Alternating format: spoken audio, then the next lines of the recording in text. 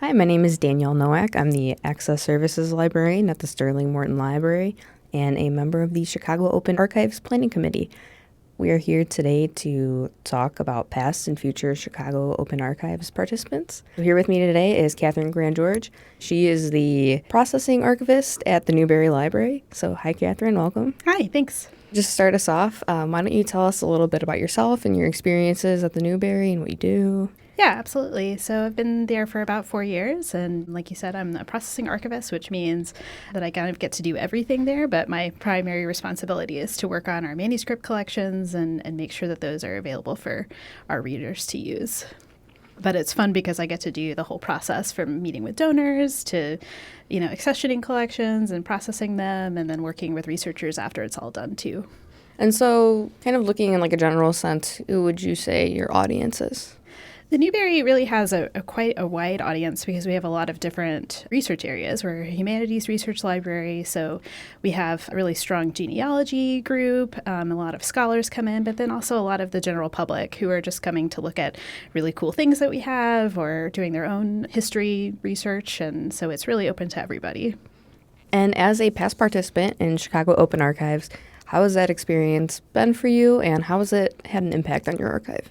It's really fun to have people come in who have either never been there before and get to learn a little bit about our collections and then find out that they can come and do their own research or anything that they want for free. So it's really fun to just kind of give that behind the scenes look because for the last couple of years we've done like a show and tell and then a little stacks tour and just give people an opportunity to talk with us one-on-one. So it's kind of fun. Our days can be really busy, so you don't always have time to work with researchers that closely depending on what's going on. So again, we usually put out things that were current projects that we're working on. So it's fun to kind of highlight the things that are fresh in our minds and get excited about it. Like last year we put out some of our postcard collections that we've acquired. So those were kind of a big hit because they're really visually interesting. So it's just fun to be able to talk with people one-on-one and kind of see what they're interested in and tell them what we have that might fit their interests and just kind of show off the fun stuff that we have.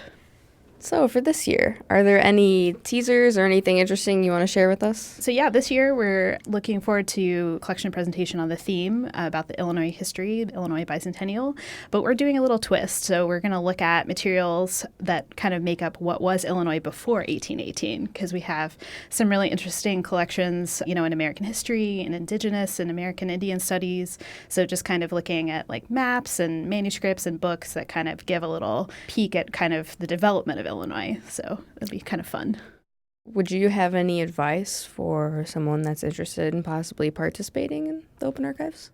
I would just encourage people to look through all the events at the various institutions and just try to go to as many as you can because it's just, again, it's really fun to have that like insider look because I think a lot of us work hard to make sure we're showing something that people can't normally do when they come to our institutions. And then this year, the other insider tip is that we're planning to have the event on the same day that we're having the Chicago Open House tours from the Chicago Architecture Foundation. So if you come to our event, you could also get on one of those tours. So there's kind of a lot going on in the neighborhood that day. So. Would you have any advice for an organization that's interested in participating and being part of the Open Archives? I would say if you're thinking about doing it, you should definitely just, put something together because it kind of comes together a lot easier than you think it might. A lot of times I kind of stress out like, oh no, what are we going to show or what are we going to do? But I find people they're just excited to like visit somewhere that they haven't been before. They're excited to see things that they wouldn't on their own maybe just find, even if they are a researcher that's come to an institution before. So it's just, again, a good opportunity to connect with our professional community and with different individuals who have been there before or haven't. Awesome. Well, Catherine, thank you so much for being here with us today. No problem. Thanks for having me. Thank you for listening to the Chicago Area Archivists COA podcast. We would like to thank Chicago Area Archivists, Chicago Open Archives Planning Committee, engineer Allison Shine Holmes, and WFMT for their time and effort.